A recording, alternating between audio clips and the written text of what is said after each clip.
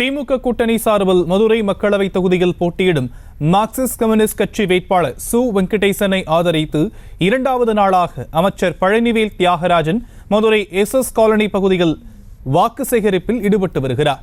இது பற்றிய விவரங்களை நம்முடைய செய்தியாளர் நவநீத கிருஷ்ணன் வழங்க நாம் கேட்கலாம். நவநீத கிருஷ்ணன், விரிவான விவரங்கள். நிச்சயமாக சாம், நாடாளுமன்ற தேர்தல் 19ஆம் தேதி நடைபெற உள்ள நிலையிலே தமிழகம் முழுவதும் நாடாளுமன்ற தேர்தலிலே போட்டியிடக்கூடிய வேட்பாளர்கள் தொடர்ந்து தீவிர பிரச்சாரத்தில் ஈடுபட்டு வருகிறார்கள். மதுரை நாடாளுமன்ற தேர்தலை பொறுத்தவரை திமுகவுடைய கூட்டணி கட்சி வேட்பாளராக இருக்கக்கூடிய மார்க்சிஸ்ட் கம்யூனிஸ்ட் கட்சி வேட்பாளர் வெங்கடேசன் தொடர்ந்து தேர்தல் பிரச்சாரத்தில் ஈடுபட்டு வருகிறார்.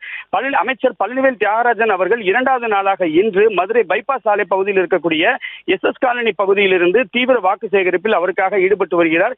எஸ் காலனியில் தொடங்கிய இந்த தேர்தல் பிரச்சாரத்தின் போது பார்த்தோம் என்றால் திமுக மட்டுமல்லாது திமுக கூட்டணி கட்சியுடைய நிர்வாகிகள், தலைவர்கள் மற்றும் பொதுமக்கள் என அனைவருமே திமுக கூட்டணியுடைய அந்த கொடிகள் மற்றும் வேட்பாளருடைய சின்னமான அந்த அரிவாள் சுத்தியல் நட்சத்திரம் பொறிக்கப்பட்ட பதாகைகளோடு கருப்பு சிவப்பு வண்ண பலூன்களை கைகளில் ஏந்தியவாறும் வேட்பாளருக்கு ஆதரவாக தொடர்ந்து தெருவாக தேர்தல் பிரச்சாரத்தில் ஈடுபட்டார்கள். இந்த தேர்தல் பிரச்சாரமானது எஸ் காலனியில் தொடங்கி வைத்தியநாதபுரம் மெயின் ரோடு, முனியாண்டி கோவில் தெரு, ஹவுசிங் போர்டு காலனி வழியாக சென்று இறுதியாக கலைஞர் பூங்கா பகுதியிலே நிறைவடைந்தது.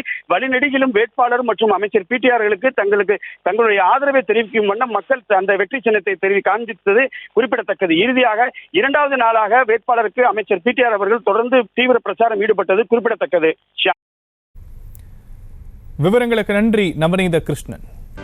செய்திகளை உடனுக்குடனும் துல்லியமாகவும் தெரிந்து கொள்ள சப்ஸ்கிரைப் பண்ணுங்க.